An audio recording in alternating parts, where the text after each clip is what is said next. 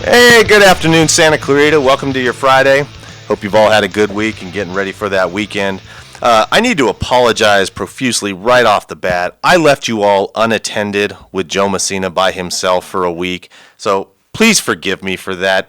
We know it's dangerous when we give him a microphone without somebody there to keep him in line, but I did get a chance to check in while I was traveling for work, and I noticed that Mr. Messina took a couple of jabs at me a little bit while I wasn't here, but we'll forgive him for now, but I'll find a way to check in with him.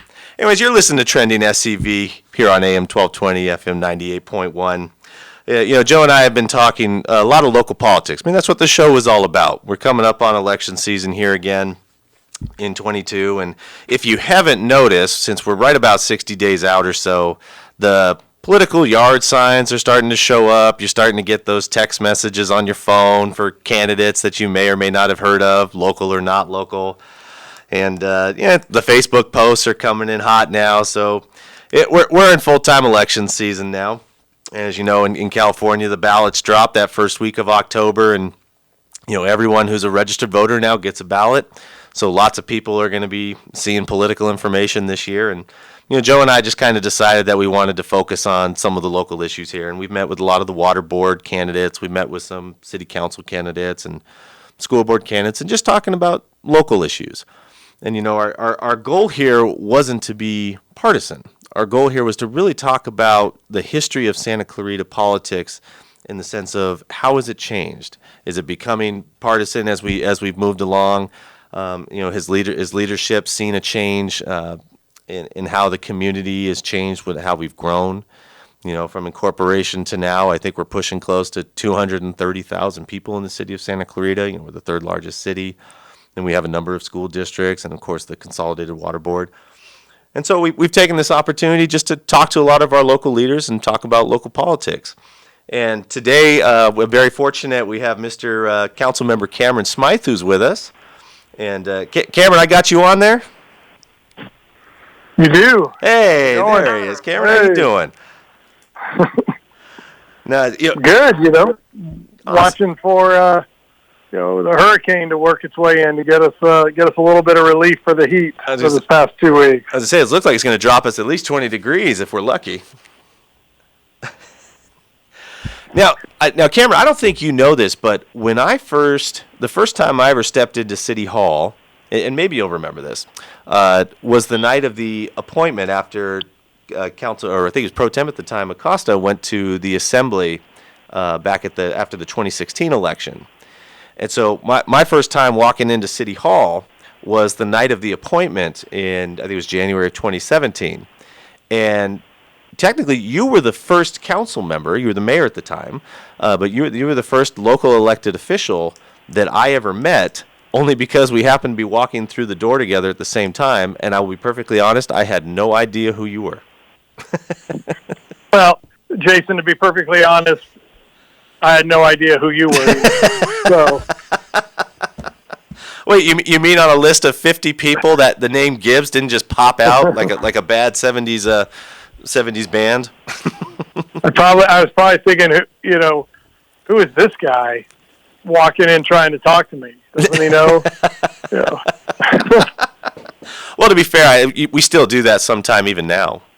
Right. I do prefer to shun you as often as I possibly can. And I respect that, Cameron. Thank you. Yeah. So, now I think, Cameron, I don't know if we've talked about this, but since the 2020 election, and obviously the transition that'll be coming up with districts after this year, I believe with the 2020 results, you are the highest vote getter ever in a local election in Santa Clarita history for city council.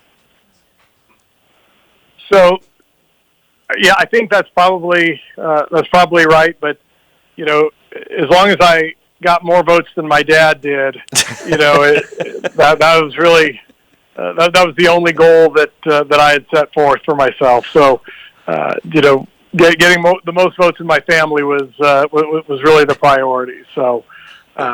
What was that? Well, and what was the name that your dad had after his election? Was it Landslide? Right, Landslide Clyde. Landslide Clyde. Yep, for his monumental 16 vote win Wow. You know, in 1994, which was Wow. Actually 8 votes on election night. So they called for a recount, and he doubled his lead. So, Cameron, who was it that Clyde beat in that election?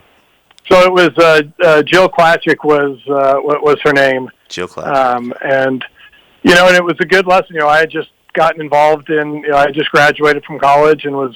My dad's campaign was really the first thing I had gotten involved with, and it really reinforced that every vote counts. And it just you think about that. 16 votes is a big difference.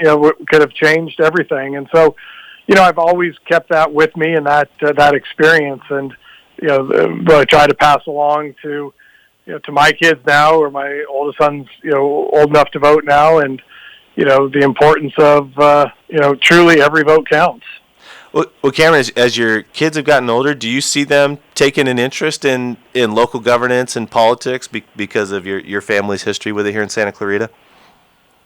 You know what? I don't, and I attribute that to again, a couple things. One, after my kids sat through a council meeting when I got sworn in the first time, that I think solved them pretty quickly in 2017 of what the job is really like, and to be perfectly honest, being the mayor's kid in 2020, was tough. Sure. And I think that experience certainly had an impact on them. I'd be lying if I said they weren't impacted by the events of 2020 and my role as mayor. And so I don't think that that's where their interests fall now. But you're probably willing to bet that when you were 16, you weren't really interested in you never thought you'd be serving on a city council either. So 100%. I just hope that like with my parents, they just instilled the importance of service to my brother and I, and and we just chose our own paths. My brother recently retired as a colonel in the Air Force, and that was awesome. The path he took, and and I found another, and so I hope that they both, all three of my kids, choose to to give back to their communities one way or another. But I think 2020 had definitely had an impact on them. Of course, and I'm glad you mentioned 2020, Cameron. And I say this not just as a colleague now, but someone who, when I got started here locally in Santa Clarita, really admired how you led and the style and personality that you brought.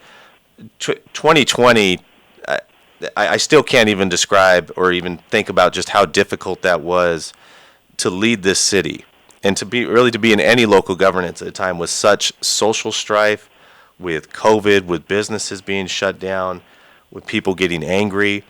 I mean, you really did a fantastic job as the mayor during that time, and I think a lot of people believe that as well. And I think honestly, I think that reflected in your reelection. And I want to say publicly, man, I really appreciated and respected how you handled yourself. No, I appreciate that, and and that's kind of the the beauty of the jobs that anyone who's in elected office has is, you're up for public review. You have a very public job performance evaluation, every 2 to 4 years. And, Absolutely.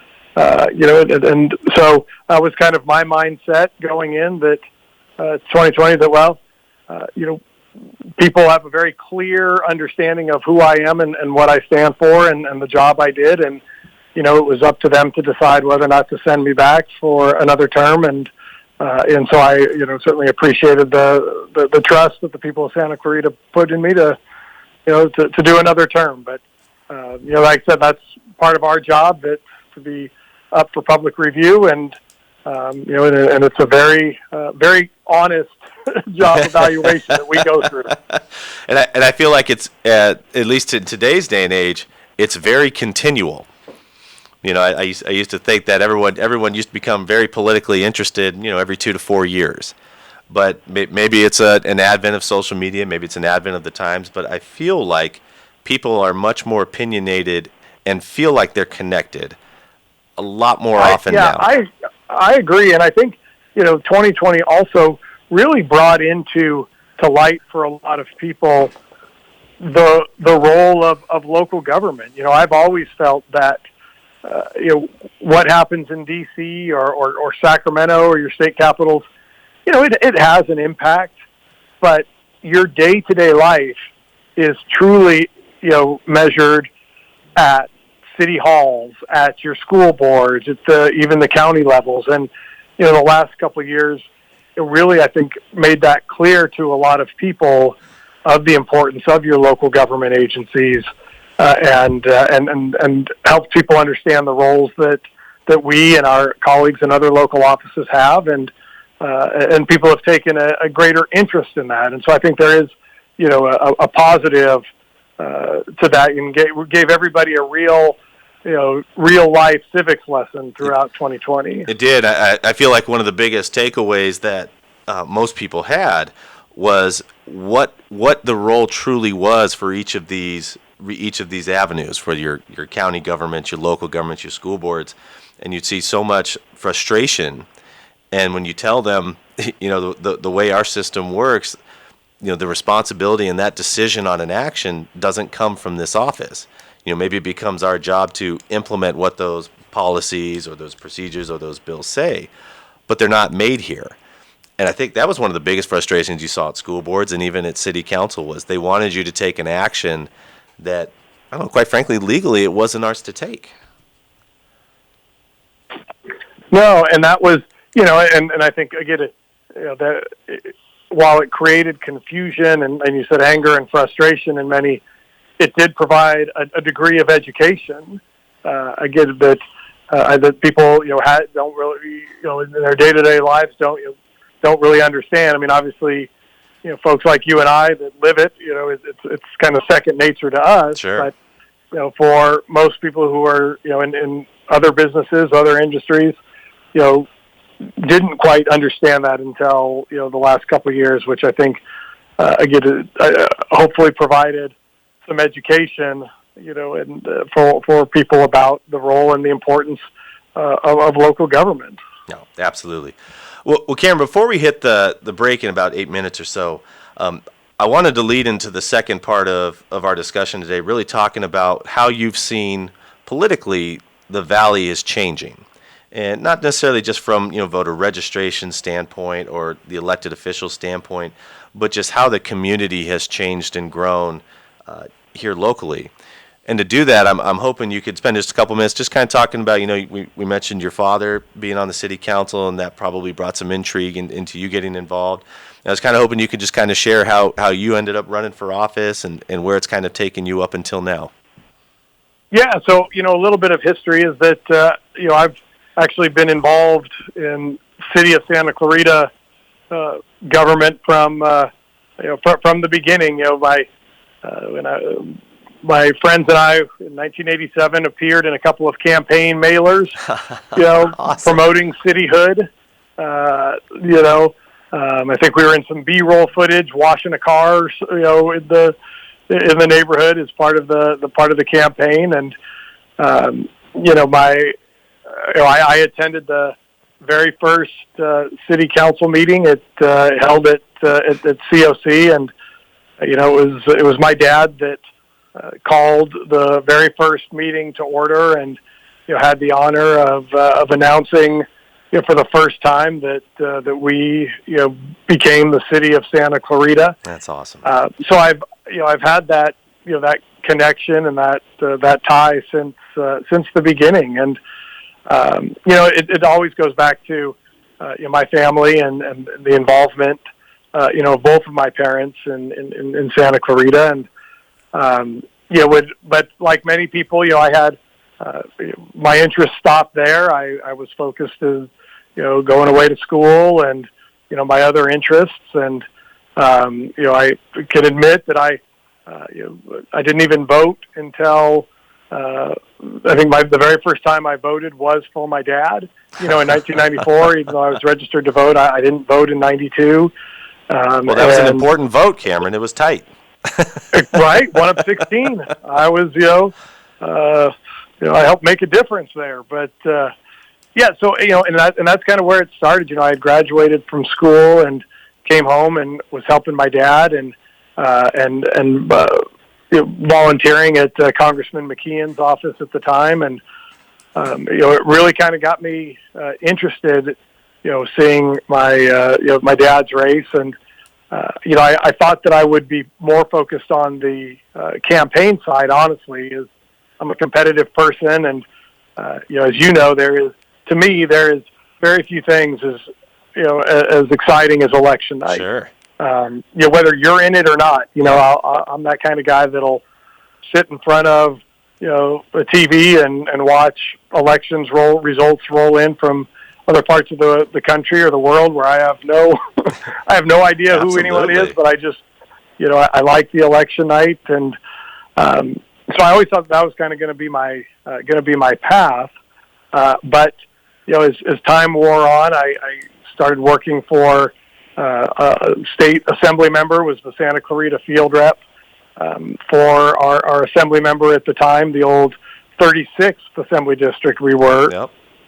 And I ran his state Senate campaign, and during that time I filled in on a few candidate debates on behalf of my boss, and I got to know the candidates that were in office, and I thought maybe I could make that transition from kind of a staff campaign person to actually being the elected, and I wasn't afraid to lead and to try to make the tough decisions that were required. And so once my dad decided to step down from the council, I in my 26-year-old hubris thought that I could jump right in, and I decided to run for council at that time. And I don't promote it too much, but I lost.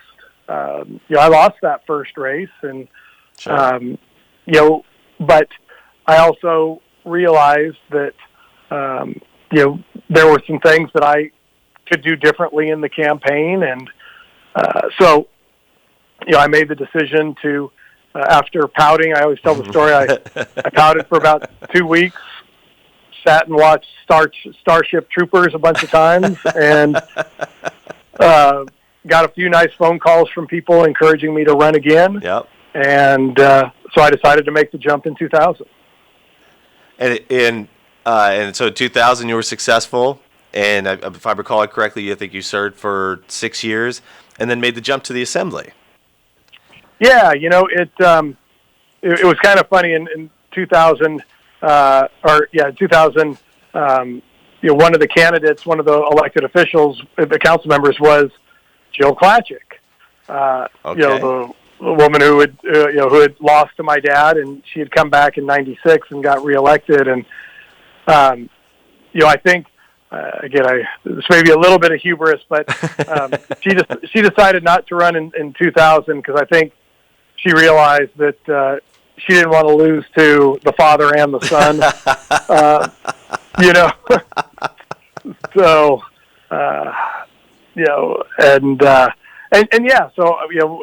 so I ran, got reelected in 2004, and because of term limits in the legislature, the then 38th Assembly District opened up, and I decided to make the run and make the jump to the State House. So that's what I did.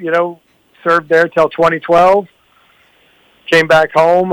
Was in the private sector working. Being a dad, and yep. And then some things changed that in my heart that I wanted to continue to serve, and I felt that the city council was the best place to do that, to allow me to still serve my community. But my kids were young, and and I didn't want to leave them again. Yeah. And thought that I could help make a difference back in my hometown. Was it difficult? And maybe that's not the right word, but was it difficult after 4 years to come back? Did it feel different just in that 4 years? We'll talk more on an overall over more of a decade's time. But as someone who had served on council and then on the assembly, and then disappeared from politics, if you will, for 4 years, was it hard coming back?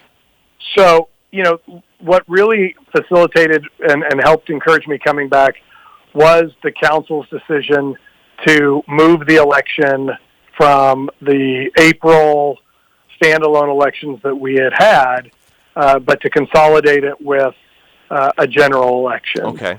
And I felt that because I had run in those larger elections before, I knew how to reach a large number of voters, most of who had never voted for the city council before, sure.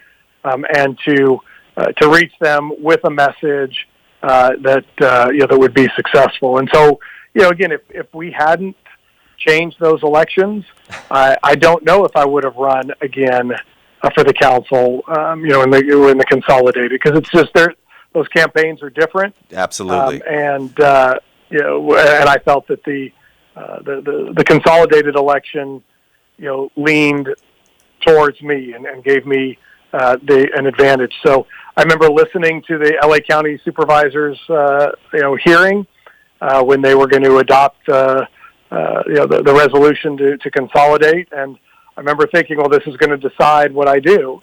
And as soon as the board, approved the consolidation, I started making some calls and decided to jump back in. That's awesome. Okay, we're going to cut to break, but I'd say two things really quick. One, obviously the voters appreciated you coming back, and they've demonstrated that 2 elections in a row. And from a young father myself, I think you really hit it on the head with the idea of coming back out of Sacramento. As much of an honor it is probably to serve in that capacity, it is so difficult to spend that much time away from your family. And so I appreciate and I understand it. As a dad who travels a lot now and doing local politics, my hat's off to you for doing it. My hat's off to you for coming back, man. But we'll talk on the other side of the break. You're listening to Trending SCV.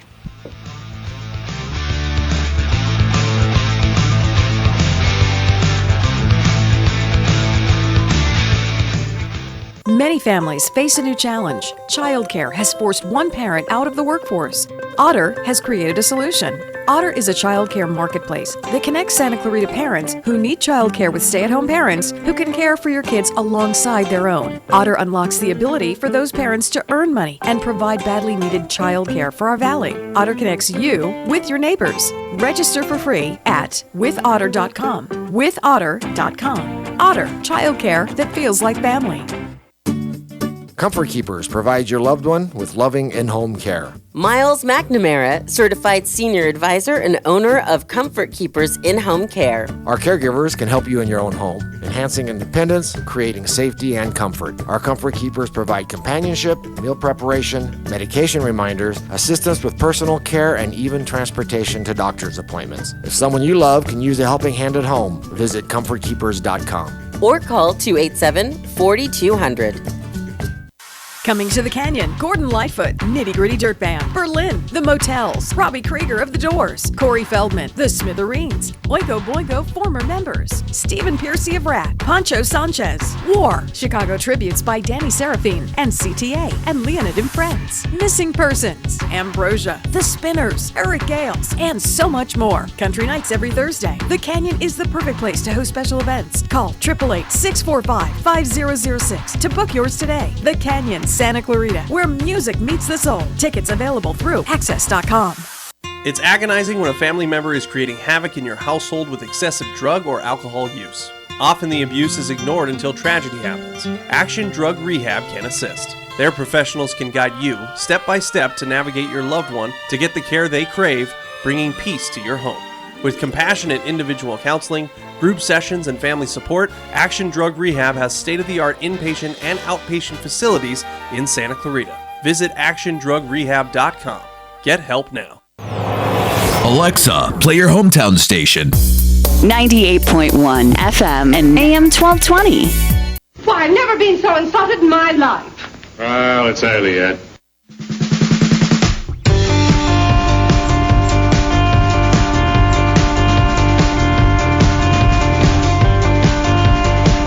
And And welcome back, everybody. You're listening to Trending SCV here on KHTS AM 1220, FM 98.1.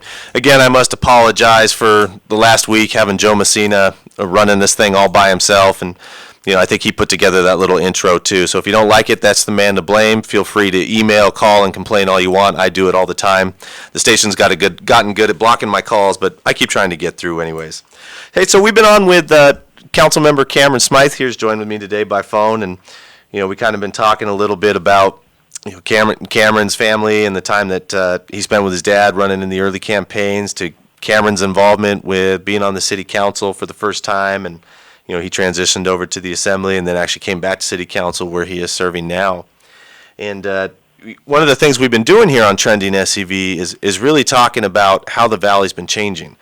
As a younger city now, incorporated in '87, we're still very fortunate to have a lot of local leaders who've been involved and were involved at the formation of this city, and were really on the ground floor and are still actively involved in this community, be it at an elected capacity or continuing to do work in a lot of our local nonprofits. But as we've been talking about for the last few weeks, we do feel that there is a political shift. From maybe some partisanship, maybe social media, maybe just a change in how people look at voting and look at local office and elected office. And we've been fortunate to have a number of people who've come on who are running for office and who currently serve, who have been involved from the beginning and are really giving an insight to what's changing, whether it's good, whether it's bad, what they'd like to see come back, what they'd like to see continue to grow and expand on. And Cameron falls right into that mold as a young man who came onto the city council, whose father was involved with the formation, as he mentioned earlier. He's had really good insight. And one of the things I'd like to talk about, Cameron, is twofold. One is from I think I'd like to start with the assembly, because I feel like at council now, as you and I serve on the legislative committee, one of the biggest things that we're always talking about is just, it feels like we're playing defense a lot of times against bills that are coming out of Sacramento.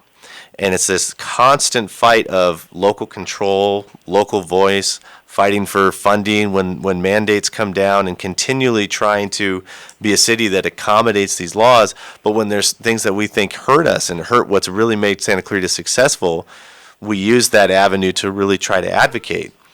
But as time's gone on, we've seen that in Sacramento, there is a one-party rule at this point. And it very much feels like a vacuum in terms of legislation. And I'd be curious if you feel if you feel the same way, and if that's what you experienced at your time at the assembly from 6 to 12. Yeah, so maybe I'll kind of go a little inverse. So, I was fortunate to serve as the chair of the Assembly Local Government Committee from 2010 to 2012, and and I know that sounds odd because I was a Republican legislator and a member of the minority, but was still given the opportunity to chair a policy committee from the speaker, John Perez, from the city of Los Angeles, and and that was kind of representative of the perspective when I was in the legislature. There was a Republican governor still. There was a Republican insurance commissioner. Sure. The state budget still required a 2/3 vote, and Democrats didn't have a 2/3 majority, so it still required, at least in the beginning, 6 votes in the Assembly and 2 in the Senate, 2 Republican votes, 6 of Republican. So it forced, a bipartisan in working environment, and just the nature of things in Sacramento, and as the legislature has changed, right? You don't have that anymore. I mean, when I was elected in my first term from 07 and 08, the Assembly was 48 Democrat, 32 Republican, with a Republican governor. You fast forward to now, it's 61 Democrats, 19 Republicans. Wow. And there hasn't been a Republican statewide officer since Schwarzenegger and Steve Foisner left in 2010. And Steve.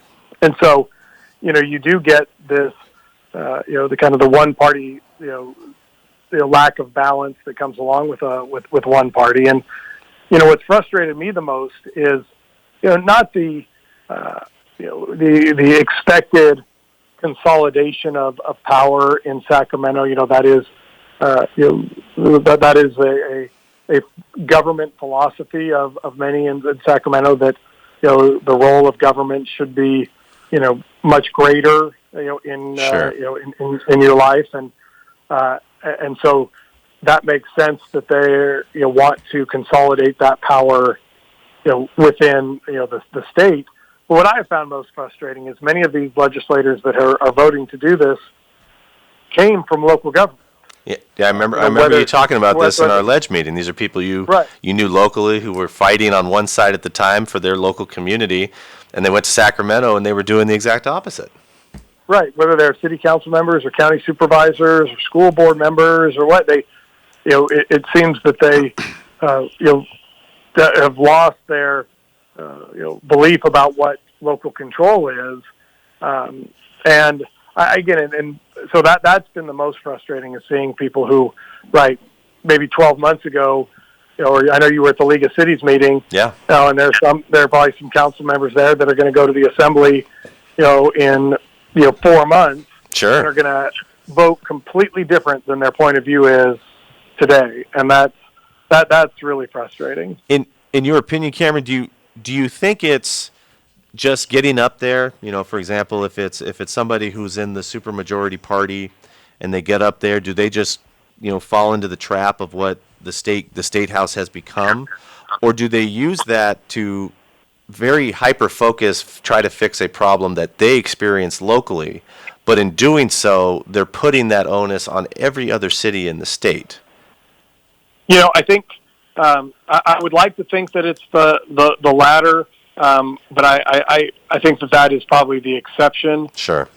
Because, one of the great things about being in local government is it is a nonpartisan position. You don't vote with an R or D behind your name when you're on the ballot. And so you are not, subjected really to the partisan pressures that you'll experience in a state or federal elected office. And, for the most part, Republicans and Democrats want their streets paved. That's right. Right? Republicans, Democrats, Independents want their kids to get a good education. They want to be safe. They want to be able to, go, to a restaurant nearby, and, all of those nuts and bolts things that we deal with at local government. And I think when you get to, the legislature, it becomes a more partisan environment, and so you lose some of that local government nonpartisan position, and because your districts are very, in California become very Democrat majority, or Sure. in some cases Republican majority, and you feel that you need to engage to that to that community, and so I think people lose a little bit of that. And when you're in Sacramento for 10 years, also you forget what you were doing in local government a little bit, and so that's unfortunate. And I think that we're seeing that every year with the consolidation of power in Sacramento, and the continual fight for local governments. And I think the reality is, even if we have our own political biases, you never hear the council, at least as long as I've been involved locally, you never hear the council talking in essence of one party versus another. Any of the actions we take, the legislative platforms that we choose to fight for, and the bills that we support and oppose, and the issues that come about, I think as Councilman Keller used to always say, it was always about mom and apple pie. It was the things you're talking about. Is is your family safe? Are they getting an education? Are the roads paved? How are the parks clean? Do they feel comfortable going out in their community? It was always community focused, and it never had a partisan bent. But one of the things that we constantly talk about now on the show is it feels like partisanship is trying to force its way in when it really doesn't have a place. And people will try to say that, the council is all politically leaning this way, so we need people who politically lean the other way. But when they talk platforms, the platforms really don't differ from what the council is really trying to do. You do get, I will submit that you do get some people who run for office who do have some very wild plans. And whether I think I've learned in 2 years that the feasibility of some of those from a local government standpoint is probably not there. But in general, regardless of the side of the aisle you're on, the issues were always the same. You want to be safe. You want a community that's clean. You want to be family oriented. You want to be budget conscious and conservative so you can get the things done that you want to do in an effective manner without harming future generations with burdens. So it feels like the message never changes, even though people do often try to put a partisan bend to it. And the question I guess I'd ask you with that, my little diatribe there was, did you ever get a sense of that when the city was first formed and when you're moving into the late 90s and when you first started getting involved to now? Did this exist 20 years ago? So people, again, don't really remember, but there was a time, when the council was really a 3-2 council. And again, if you want to make that, break that on partisan lines, you can do that, where there were 2 Democrat members on the city council. Okay. And this was a time when Santa Clarita had a much higher Republican registration than Democrat, but sure, people still voted, for, Democrat candidates because of, again, just as you said, they weren't talking Republican-Democrat issues. Sure. They were talking about, city issues and again, local government and the importance of, again, quality of life issues. And what I worry about, first of all, I congratulate anybody, and give respect to anybody who is willing to run for office. 100%. Particularly 100%. Now, it is not, an easy time to do that. No. And so I will always have respect for those that want to jump into the arena. The concern I've had at the local level is, again, I think while there's a desire to be involved that you haven't seen necessarily before, there still is a lack of understanding of exactly what the roles are. Yes. Amongst people running for office. And I worry that there are those that are running strictly for power, right? That's what's important. Yeah.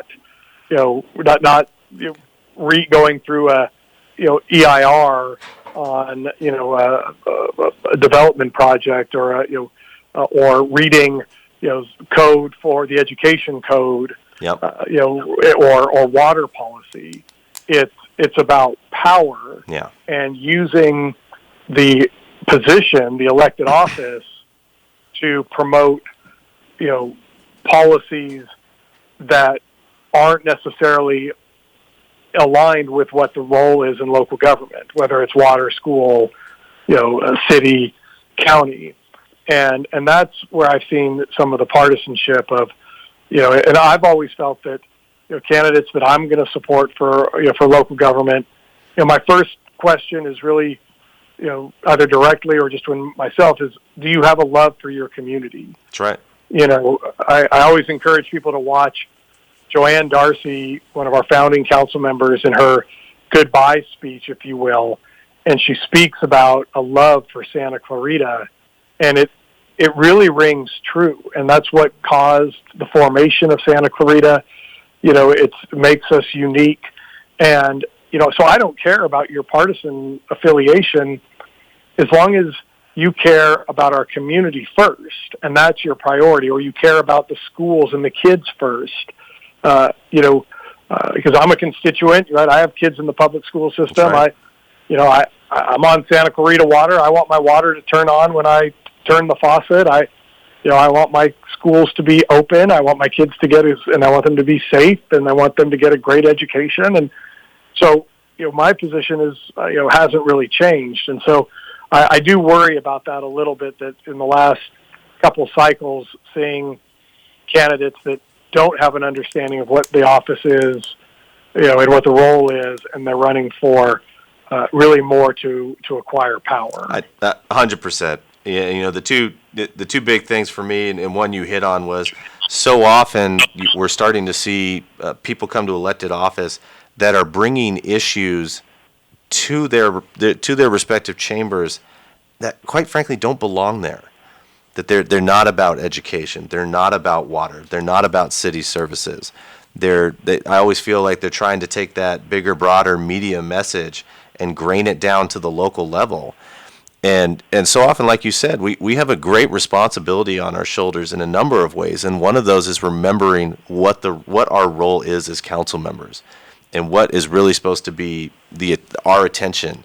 And when we have members of the community that have issues that fall outside of our bounds, I feel like as a council as a whole, we do a remarkable job expressing empathy, but also an explanation to remind them what our responsibility is to everyone in this community.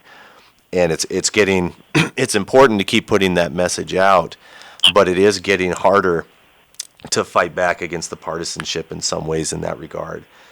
And that's just the biggest thing. And then the other big one for me is I feel like now we're seeing some candidates that are just running to get into an office. And we're seeing them run for multiple things, switching from school board to water board to a high school or the high school board to the COC board. And they're just trying to find a path instead of it being about the position and what they want to do there. And I've always said if somebody ever wanted to run for council and they say, well, I want to, but it's because I think I'm just going to start there and I know I want to go do something else. I don't have as much interest in you being there. If that's not where your heart is, if it's just meant to be a stone, and you know that now, it's hard to think you're going to have the qualities, I think, that have really been in most of the leadership in Santa Clarita that just isn't there now.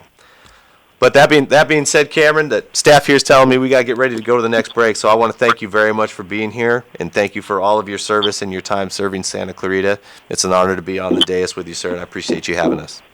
Yeah, thanks for calling and having me on. I'm happy to, I got a lot to say, Jason. You can always fill me, put me on. I'm happy to talk. But Cameron, we'd love to have you back, man. I appreciate it. I want to thank you, everybody. Thank you again. You're listening to Trending SCV here on KHTS.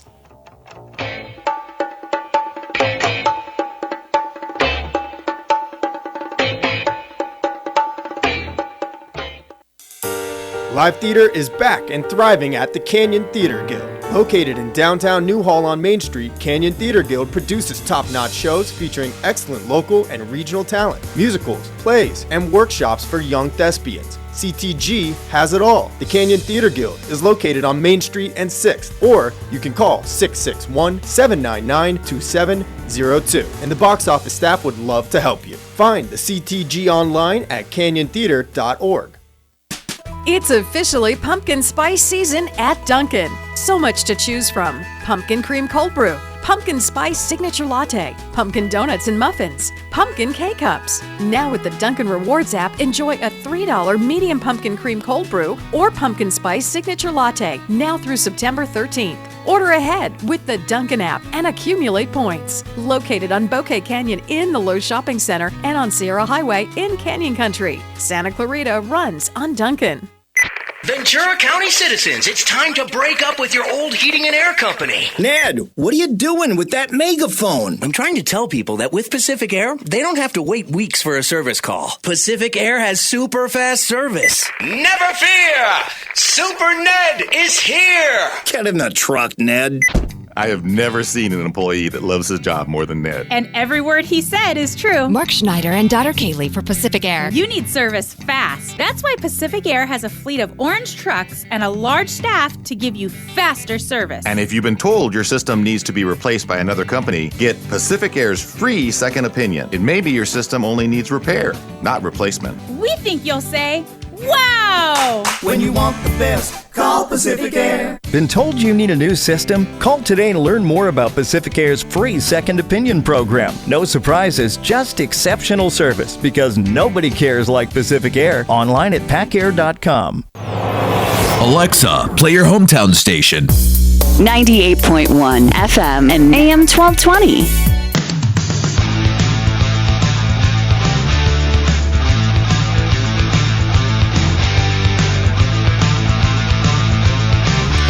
welcome back to Trending SCV here on KHTS, your hometown station, AM 1220, FM 98.1. We're coming up here at the kind of end of our segment, and we're bringing back one of our old favorites here, Mr. Matt Funicello.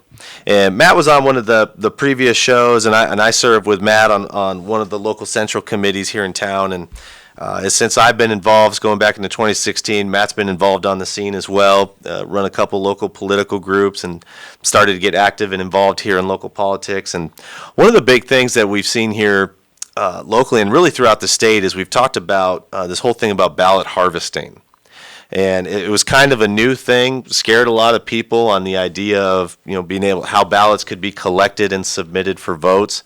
And it is a big topic nationally, and it's been a big topic here locally. And Matt has taken a big interest in it here locally and how it can affect local races and here in the district. So we wanted to bring Matt on and give him a chance really just to talk about it. And Matt, the first thing I would always just talk about right off the front is, what is harvesting? What does it mean? Yeah, so ballot harvesting has kind of taken on a couple different definitions depending on who you talk to and what party they're registered with. Traditionally, ballot harvesting has been poo-pooed by both parties. Back in the day, it's unethical, illegal, but rampant fraud and all that stuff like that. It's been really controversial. Prior to 2016, only family members or someone that live with the voter can turn in their ballot.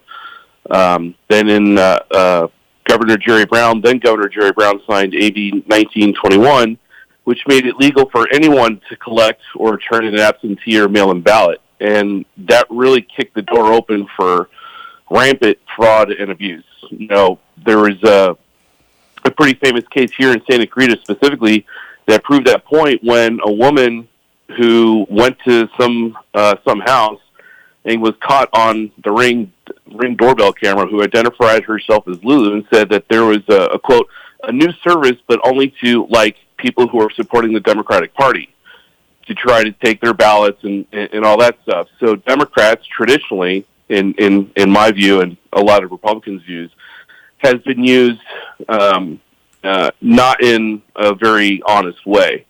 But in 2018, it became the law of the land here in California when Democrats amended the state election law to state that any vote-by-mail voter may designate any person to return their ballot.